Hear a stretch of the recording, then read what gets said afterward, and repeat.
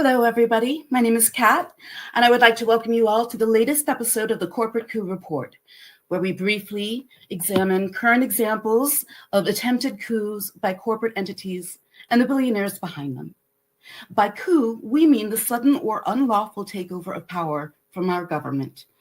It's, on the one hand, nothing new, but corporate entities have exerted massive influence over government for decades, in large part thanks to corporate constitutional rights. What is new is the magnitude, blatancy, and boastfulness of the exploits and influence of Trump and the billionaires and corporations within the Trump administration. Their goal is the acquisition of fundamental political and economic power by weakening or obliterating public laws, rules, and institutions, preventing the political and economic power of us, we the people. In this episode, we will briefly cover rights for corporations, not for people, corporate consolidation of the media and information sources, and the business of detention. This will be followed by an update on the We the People Amendment and how you can take action to end corporate rule. Now I'm going to throw it over to Cole for our first segment. Hi, everybody. My name is Cole Bennett. I'm a co-director here with Moose Amend. What does free speech really mean in America these days? If you're a large corporation, it means the courts will bend over backwards and employ whatever mental gymnastics they can to protect your so-called rights, or more accurately, your bottom line. But if you're a real human being, living and breathing like you and me, peacefully protesting injustice, it means you can be arrested, detained, or worse, without even a criminal charge. Let's break it down. On March 8th, federal immigration agents stormed into the New York City apartment of Columbia University student and activist Mahmoud Khalil and took him into custody without charges and without trial. When trying to revoke his student visa didn't stick, ICE moved to instead strip him of his legal permanent residency using the Immigration and Nationality Act of 1952, which allows the government to deport non-citizens if the Secretary of State believes their presence could harm U.S. foreign policy. Khalil wasn't just any student. He was a principal organizer of the Columbia University encampment protests and acted as a negotiator between students and the administration last spring when a series of pro-Palestinian anti-war protests broke out across campuses across the country. Khalil's arrest wasn't about immigration or about his actions in the protests. It was about silencing dissent. Since then, he has been locked up in detention centers, being transferred back and forth between private prisons, and just generally going through a legal nightmare trying to fight this charge. Khalil also, unfortunately, isn't alone. There have been countless instances of peaceful protesters getting slapped with trumped-up charges and other legal and professional consequences over the past year or so for no more than expressing dissent, including more than 24 activists in Atlanta that were charged with domestic terrorism and RICO indictments for protesting the controversial Cop City police training facility that would use millions and millions and millions of taxpayer money and train the police to be more militarized towards the public. Khalil's arrest and ICE detention nightmare comes just 1 month after Trump-appointed U.S. District Judge Eric Tostrud blocked a Minnesota law that would have stopped foreign influence corporations from dumping money into elections. In his order, Tostrud made clear that the loss of corporations' political speech, and consequently their First Amendment rights, must not be taken lightly. What about our rights? What about Mahmoud Khalil's? It's pretty clear what's going on here. Corporations have rights under the Constitution that were supposed to be designed for us, but we don't. This is what happens when corporations control the government. When corporations buy politicians through campaign donations and lobbying, and in return, they get legal protections that real people don't. Money writes the rules, and big surprise, the rules only benefit those with money. It is well past time that we put people over profits and pass the We the People Amendment to say that corporations are not people and money is not speech. As soon as possible before it may be your door that ICE agents are breaking down. Freedom of the press is one of the most sacred of American values. Important enough to be included in the First Amendment, the founders understood that an educated populace was necessary in order to sustain democracy. Information and education are also the first things to be curtailed when authoritarianism is encroaching upon a democratic people. Over the past 2 months, the Trump administration has attacked and defunded such venerable American institutions as Voice of America, NPR, and PBS. Even the Institute of Museum and Library Services, responsible for the vast majority of funding to our museums and public libraries, is being gutted by DOJ and Musk. The privatization and consolidation of information sources is nothing new.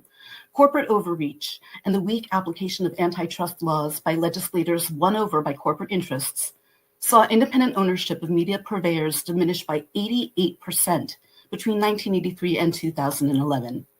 Today, that imbalance remains approximately the same, even if the players may have changed. But that doesn't begin to explain the amount of influence they have over our perceptions and understanding.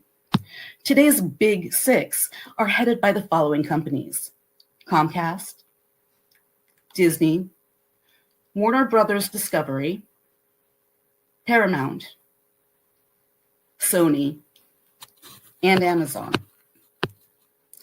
And it's not just television and streaming services that are atrophying.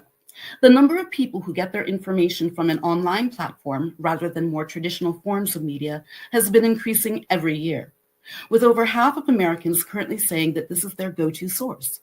But those platforms are also run by corporate billionaires more interested in increasing their profit than purveying accurate information. The top 7 media platforms are owned by 5 entities, all run by mega billionaires. 4 of the richest people in the world are also included in the top 10 wealthiest tech moguls, including Musk, Bezos, Zuckerberg, and Page and Brin from Google. And those who have not invested directly in media empires have chosen to purchase and micromanage individual sources of great renown. This corporate control on our media and information has led directly toward the adoption of misinformation amongst large subsets of the population, has had undue influence over our elections, particularly the most recent, as Musk turned Twitter into a far-right hellscape, Murdoch's ownership of Fox, as well as the Wall Street Journal, continued, while Bezos and other billionaire news owners forbade their employees from voicing pro-democratic articles or opinion pieces, and have spent the past few months gutting their newsrooms of independent and minority voices alike. As the desire for authoritarianism slips into our society, and hate speech and crimes are on the rise, it is incumbent upon us to remember the words of Stephen Hawking. The greatest enemy of knowledge is not ignorance, it is the illusion of knowledge.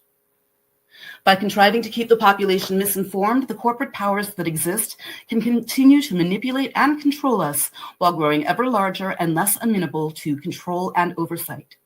We must act to curtail this sequence of events before it's too late. So, privatization. The ICE detention nightmare that Mahmoud Khalil has been going through for the past month isn't just a feature of Trump's ICE deportation plan. It's its own million-dollar industry. And like all businesses and industries, it thrives on one thing: profit. Companies like CoreCivic and Geo Group don't just run detention centers, they profit from every single person trapped inside. In 1 year alone, CoreCivic raked in over $560 million from ICE contracts, and Geo Group over $763 million. And here's the kicker. These companies don't make money by releasing detainees. They make money by keeping them locked up as long as possible. The longer someone is detained, the more cash these corporations collect from taxpayers. That's why they never lobby for harsher immigration laws. That's why they push for policies that funnel more people into their facilities. It's not about security, it's about revenue. And it doesn't stop with detention centers. Entire networks of private companies handle prisoner transport, medical care, even phone calls, each one squeezing every last dollar out of a system built on human suffering. This isn't justice. This is a hostage economy, a system where the government hands over lives to corporations, and those corporations profit by making sure they stay in captivity for as long as possible. If we let corporations run the immigration system, they won't stop at just detaining people. They'll push for more arrests, longer sentences, and fewer rights. Because in their eyes, people aren't people. They're profit margins. And the unfortunate truth is that corporations aren't just running this detainment process. They're running nearly every aspect of our government. We need to halt this corporate takeover in its tracks and center people, not corporations, by passing the We the People Amendment as soon as we possibly can. Visit movetoamend.org/119campaign and help us move the 119th congressional session to amend. Sign up and learn how you can make that happen. Thank you all for joining us today. Please support the work we do at Move to Amend by going to www.movetoamend.org/donate and help us work toward the end of corporate constitutional rights once and for all.